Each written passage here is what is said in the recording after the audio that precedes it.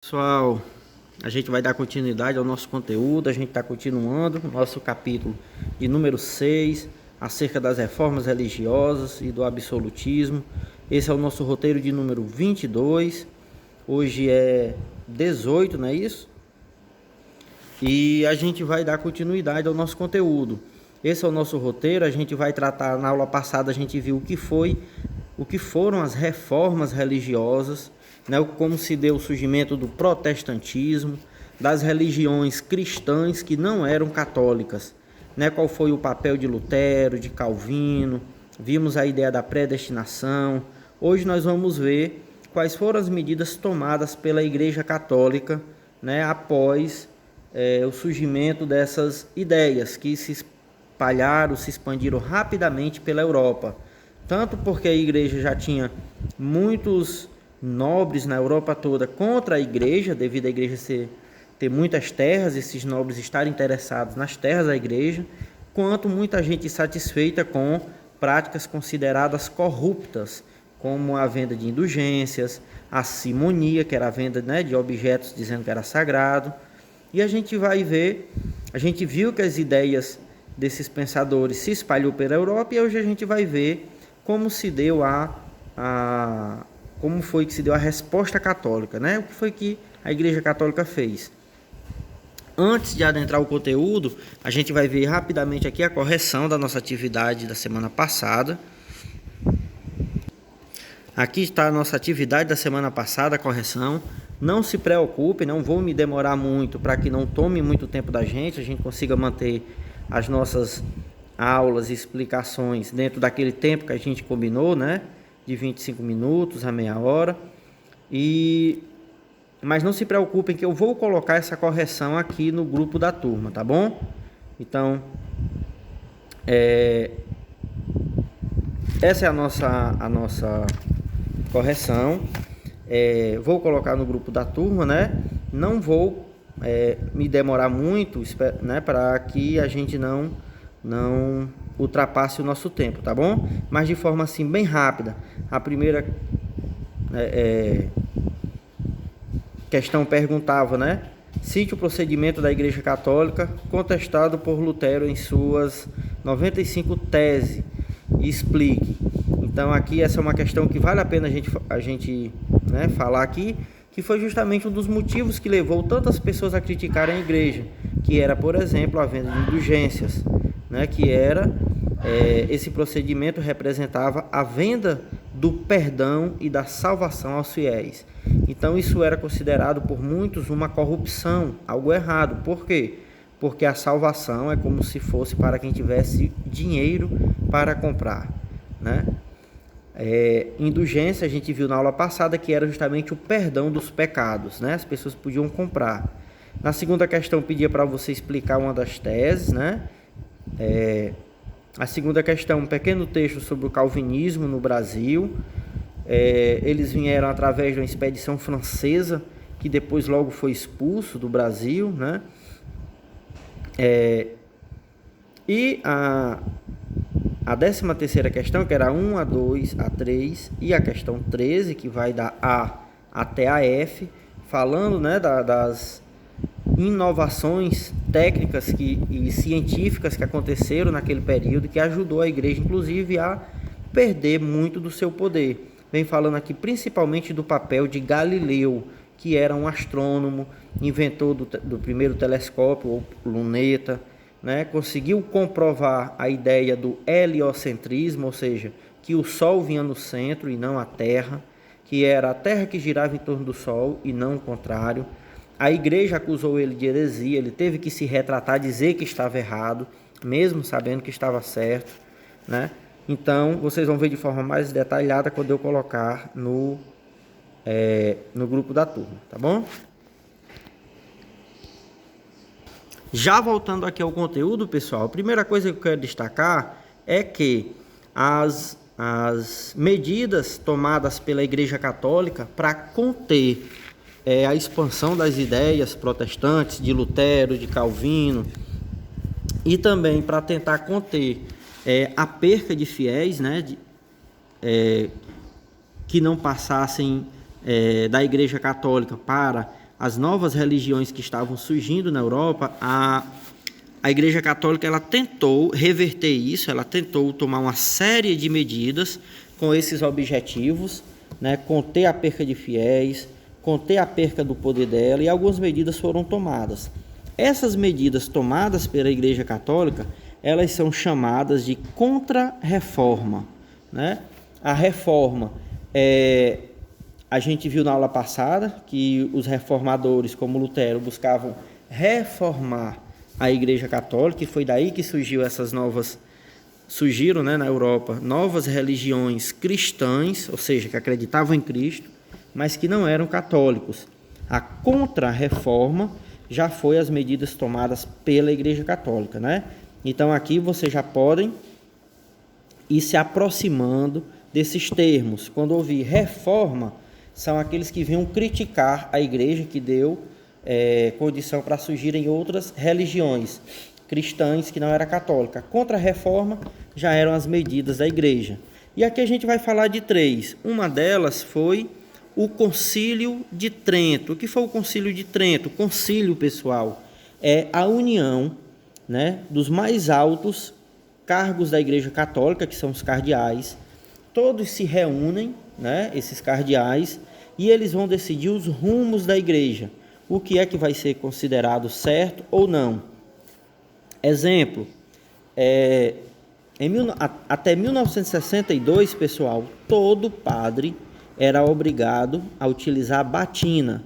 Se vocês falarem com os avós de vocês, vocês vão ver e perguntar como eram os padres, todo mundo dizer: meu filho, o padre vestia batina naquela época, preta, não importava onde ele estivesse, no sol quente, tinha que estar de batina.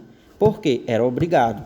Então teve um concílio naquela época, na época aqui dos nossos avós, ou até pais, né, 1962, chamado Concílio do Vaticano II, que decidiu abolir o uso da batina, né, fora das missas. Isso aqui é só um exemplo. Então, sempre que a Igreja Católica se reúne, no caso aqui os cardeais, que são os mais altos títulos da Igreja, né, com exceção do Papa, eles se reúnem, então é chamado de concílio. Vocês podem ver que esse concílio durou cerca de 17 anos, de 1945 a 1963, 17, 18 anos, né? Não se trata, né, de uma única reunião, uma série de reuniões que são debatidas todos os assuntos. Então, esse concílio ficou instituído. Qual era a finalidade desse concílio? O que é que a igreja iria fazer para evitar a expansão dessas ideias, né, protestantes, a perca de fiéis, e como a igreja iria fazer para conseguir novos fiéis. Então, uma das medidas tomadas pela igreja na época, né, pelo Concílio de Trento, foi a reativação do Tribunal do Santo Ofício, ou Inquisição, né? Inquisição é inquirir, investigar, inquirir, investigar, julgar, condenar, ok? Então, o Tribunal do Santo Ofício, ele foi algo criado, um tribunal, para julgar pessoas condenadas, acusadas de heresia. A heresia era algo que era falado contra a Igreja Católica. Então a igreja acusava essas pessoas de falarem contra, de serem hereges. A pessoa ia ser caçada, capturada, ia ser presa, né? Ia ter a pena.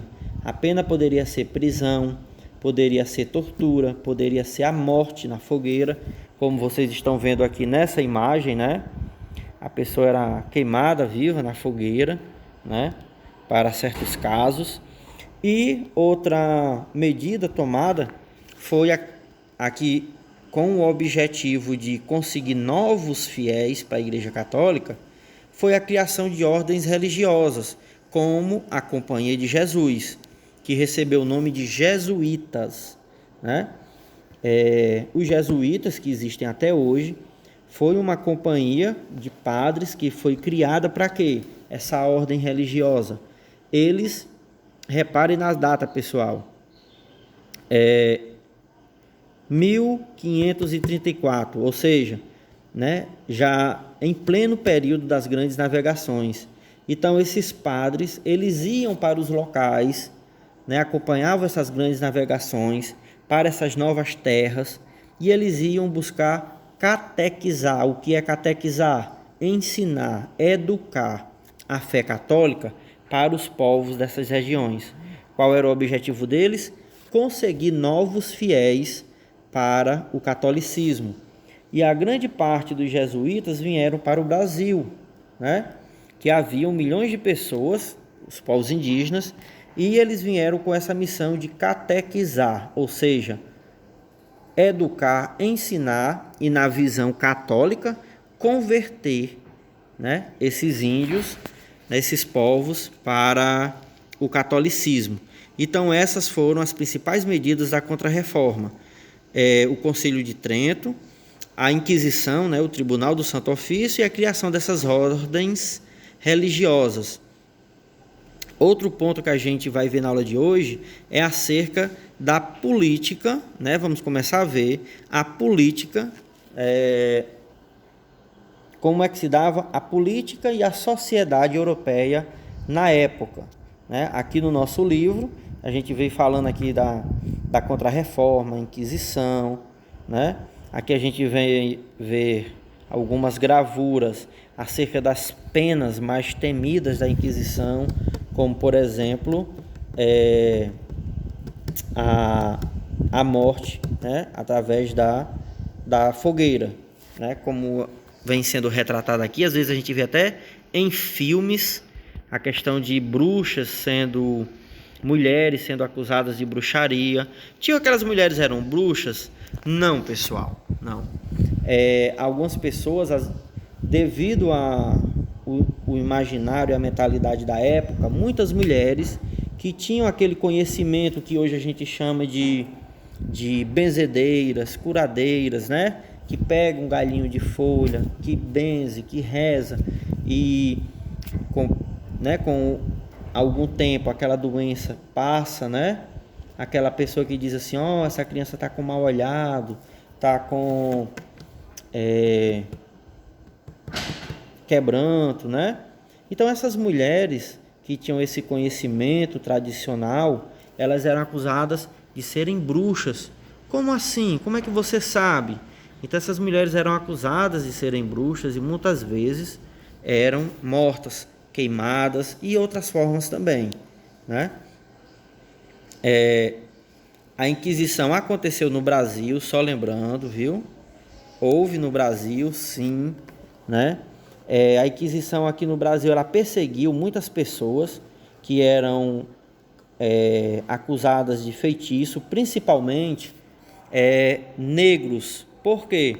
Porque as religiões de matriz africana, os negros, eles têm o culto aos ancestrais, né? Eles incorporam nas religiões africanas, você cultua os orixás, que são divindades, e também tem os ancestrais, que trabalham para os orixás.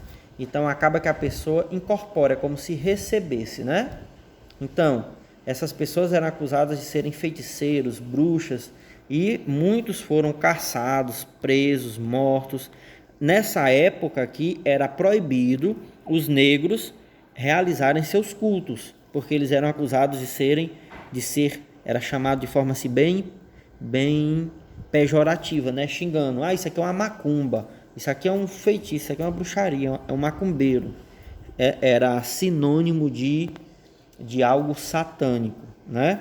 É daí que vem até hoje o preconceito contra as religiões africanas, né? Vem da época da colonização.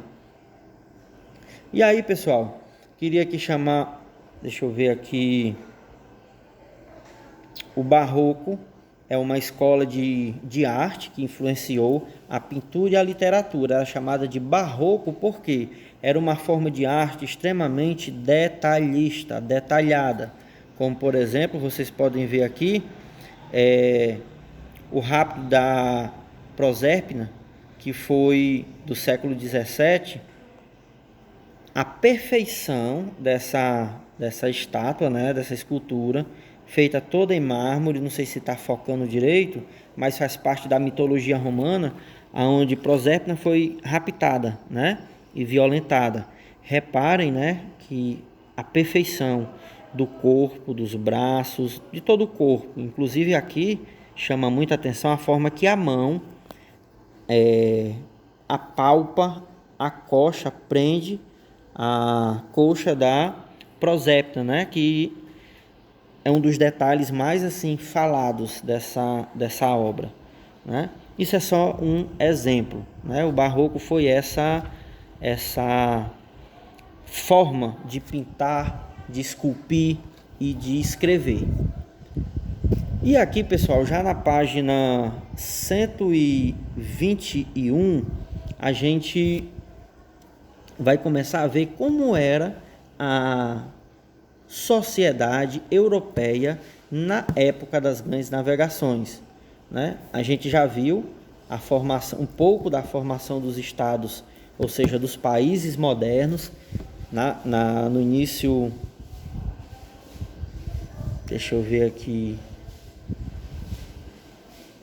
No finalzinho do semestre passado, a gente viu que os primeiros países a surgirem foi justamente o quê?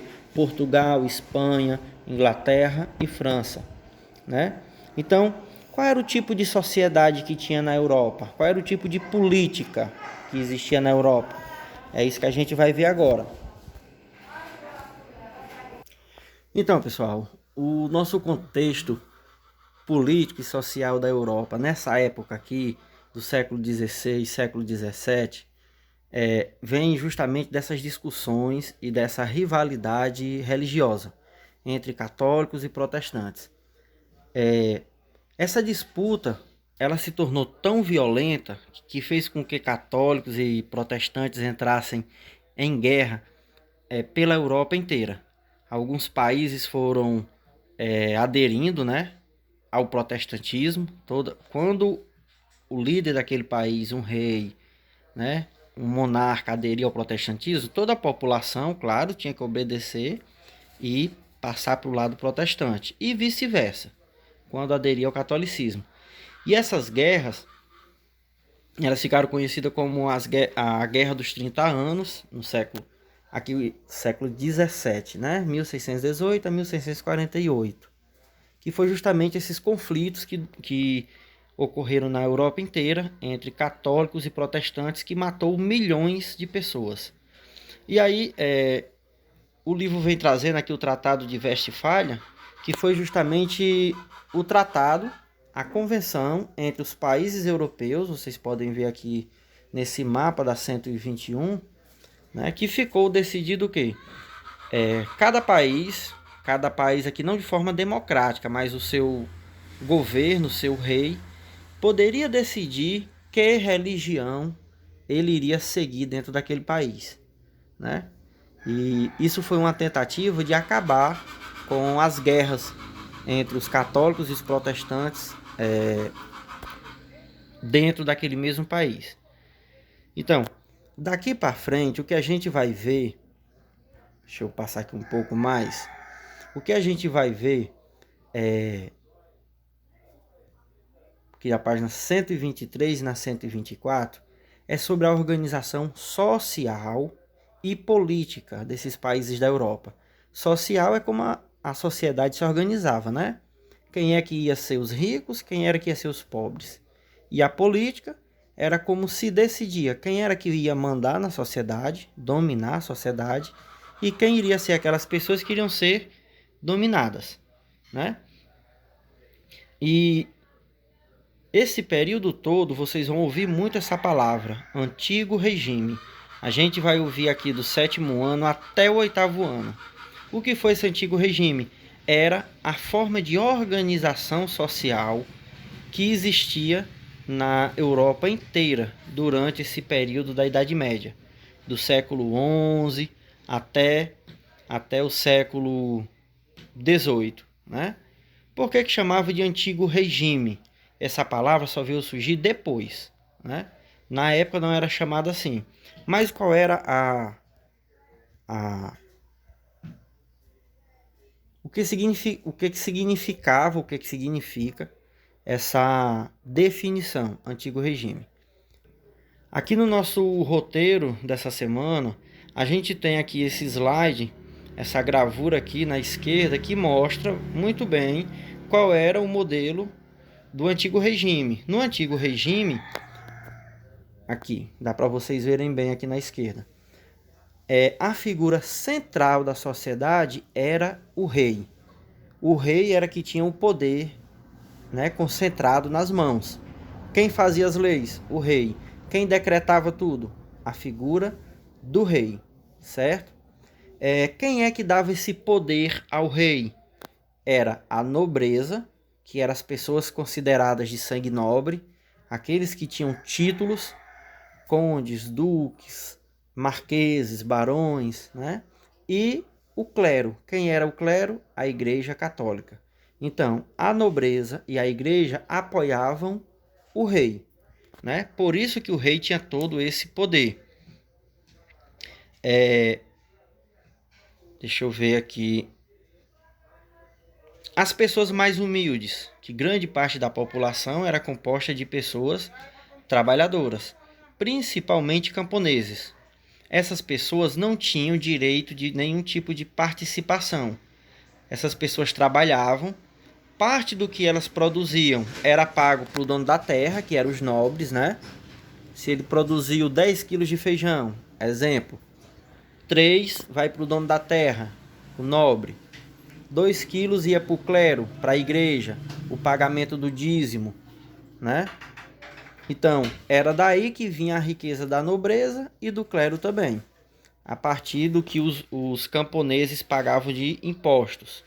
E havia também, foi surgindo na Europa, a gente vai ver um pouco mais à frente isso, mas a gente já viu, desde o final do primeiro semestre, de que forma foi surgindo na Europa uma classe chamada burguesia, que era a classe de comerciantes, uma classe que foi ficando rica muito rapidamente, né? E essa classe, ela começou também a apoiar o rei, certo? Então, a figura do rei concentrava todo esse poder, né? Ele tinha todo o poder nas mãos, mas também por quê? Porque ele era apoiado pela nobreza, o clero e pela burguesia.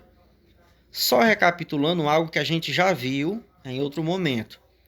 Por que a nobreza apoiava os reis?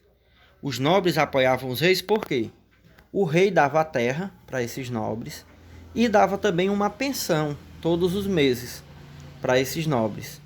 A mesma coisa para a igreja. O rei doava terras, né? Doava pensão para a Igreja Católica. E a burguesia, que eram esses comerciantes, eles não eram nobres, não tinha sangue considerado nobre, mas eram muito ricos, eram banqueiros, eram comerciantes, né? Por que eles apoiavam os reis? Porque, gente, antes dos reis, cada feudo, cada terra tinha suas próprias leis, tinha seu próprio imposto. Então, se alguém fosse vender mercadorias, né, de feira em feira, cada estrada que ele passava, ele tinha que pagar um imposto. Cada terra que ele passava, ele tinha que pagar outro imposto. E com um rei dominando todo o território, ele deixaria de pagar tantos impostos para pagar só um, que era justamente ao rei. Então, era uma vantagem muito grande, porque aquele dinheiro que ele ia usar para pagar os outros impostos, ele já ficava como lucro. Então, por causa disso, a burguesia apoiava também o poder do rei, né? Só quem não tinha nenhum tipo de direito eram os trabalhadores, os pobres, os camponeses. Então, essa era a estrutura da sociedade na Europa durante o antigo regime, né? O rei estava acima de todos, apoiado pela nobreza e pelo clero, e tinha um apoio também da burguesia, ok? Alguém pode perguntar assim, tio, o que significa essa palavra? Estado absolutista. Estado com E maiúsculo, a gente já sabe que significa país. Absolutista vem de absoluto. Então significa um país ou um governante absoluto, ou seja, que ele manda, ninguém manda nele. Ele tem todo o poder. Quem era que tinha todo o poder? O rei. Então, o Estado absolutista era os países governados por reis. Quem sustentava o poder dos reis? Como eu já falei, a nobreza e o clero. E quem mais apoiava? Os burgueses, né? Devido ao comércio. E aí, a gente pode descer aqui um pouco ó, nesse mapa conceitual e a gente vai ver que a palavra mercantilismo. Durante essa época, desde a gente viu no semestre passado, o Renascimento e depois as grandes navegações, começou a surgir na Europa o período do mercantilismo. Deixa eu melhorar aqui essa imagem. Deixa eu ver. Pronto. Aqui eu acho que dá para vocês verem melhor. Mercantilismo é uma palavra que vem da economia, né? Mercantil. O que é mercantil? Vem de mercado. O que é mercado? O lugar que você troca. O quê? Um objeto, uma mercadoria por dinheiro. Então, mercantilismo é uma forma de economia, ou seja, de produzir riqueza através da compra e venda de mercadorias.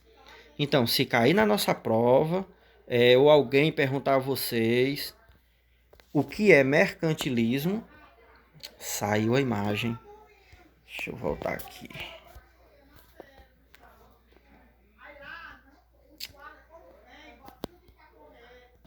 Então, pessoal, se alguém perguntar a vocês sobre o que significa mercantilismo, mercantilismo é uma forma de economia, ou seja, de produzir riqueza baseada na compra e venda de mercadorias, né? Mercantilismo vem de mercantil, que vem de mercado, lugar de troca. E aí, os objetivos do mercantilismo: obter riqueza, né? Produzir riqueza. Aqui a gente pode dizer que essa riqueza é também dinheiro, né? Fortalecimento do poder real. Por quê? Era através desse comércio que era também pagado muitos impostos aos reis. E era com esses impostos que os reis mantinham o exército, né? Mantinham os funcionários administrando todo o reino. Né? E os meios para isso? Como é que o mercantilismo, essa forma de economia, conseguia produzir riqueza e dinheiro? Protecionismo. O que era o protecionismo? Aqui do lado direito da imagem, vocês vão poder ver. Significava que o rei ia fazer de tudo para dentro daquele país as pessoas comprarem as mercadorias dos burgueses daquele país. Por exemplo, na Espanha, as mercadorias espanholas não pagavam imposto. Já as mercadorias de outro país, elas tinham que pagar muito mais imposto, 30%, 40%. Então, aquela mercadoria que pagava mais imposto, ela ficava mais cara. Então, quando as pessoas iam comprar, ia comprar qual? A mais cara ou a mais barata? A mais barata. O nome disso é protecionismo. O rei tentava proteger, né? Tentava proteger as empresas, os negócios do país. Colonialismo era outra coisa do mercantilismo. Eles conquistar colônias, ou seja, territórios fora da Europa. Nesses territórios eles iam dominar, explorar, como eles fizeram com o Brasil, né? Roubar, produzir mercadorias a que custo fosse. Às vezes transformando milhões de pessoas em escravas, como fizeram com os povos indígenas, com os africanos, né? Com muita violência. Nada disso era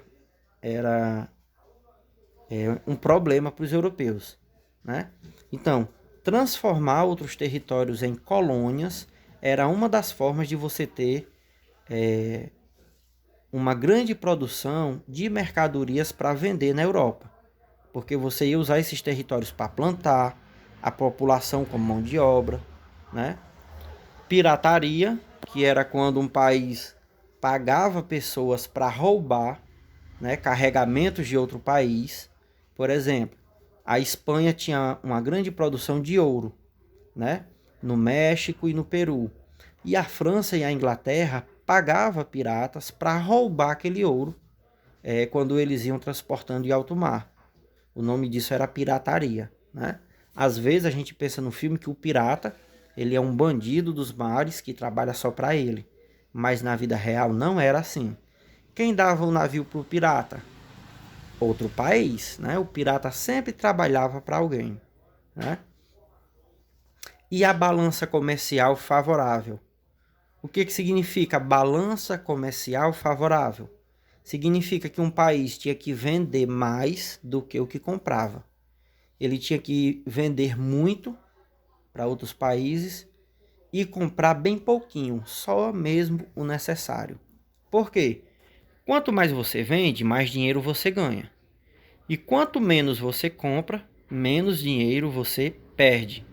Então, qual é a forma de eu guardar muito dinheiro? É eu vender muito e comprar pouco. Então, o nome disso é balança comercial favorável. Ok? Então, esses 4 pontos, né?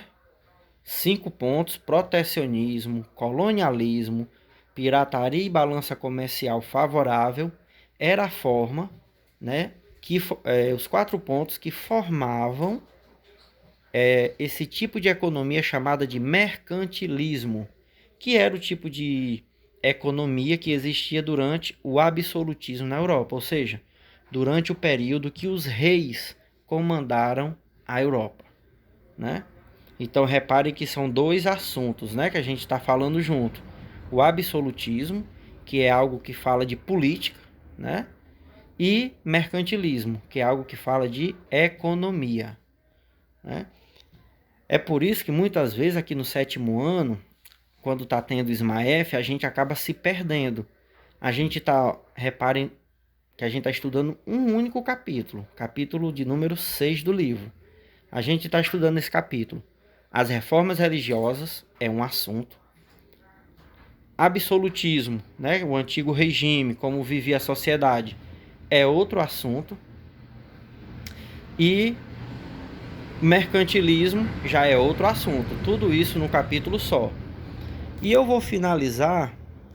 Pronto, pessoal, para finalizar aqui de tudo, só vou falar que no antigo regime, a sociedade ela era dividida em 3 classes. Isso é muito importante a gente compreender, que sempre cai nas nossas provas. Essas classes elas eram chamadas de estados. O primeiro estado era o clero, ou seja, a Igreja Católica. O segundo estado, a nobreza, aqueles considerados de sangue nobre, né? E o terceiro estado era todo o resto da população, a burguesia, os trabalhadores, tanto urbano como do campo, desempregados, enfim. Vocês conseguem ver aqui nesse gráfico em forma de pizza que o primeiro e segundo estado, eles eram a minoria da população. Só essa fatiazinha aqui azul e branca. Todo o resto da população, que essa parte em vermelho do gráfico de pizza, ela era o terceiro estado, né? E tanto é que uma das gravuras da época, vocês podem ver, era até uma crítica, né? Ela trazia o antigo regime e ele sempre cai na nossa prova com essa imagem. No SMAEF, toda a vida, essa imagem caiu. Reparem que aqui é uma crítica. O primeiro e segundo estado montado nas costas do terceiro estado. Isso significava que o privilégio dos nobres e da Igreja Católica vinha justamente às custas da pobreza de quem estava no terceiro estado, que era a classe, né?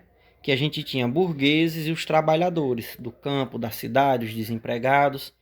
Lembrando, pessoal, que nem o primeiro estado, que era a igreja, o clero, nem o segundo estado, que era a nobreza, pagava imposto. Só quem pagava imposto é quem estava nessa classe social aqui, terceiro estado, né? É por isso que dizia que eles tinham privilégios. A nobreza e a Igreja Católica tinham privilégio, né?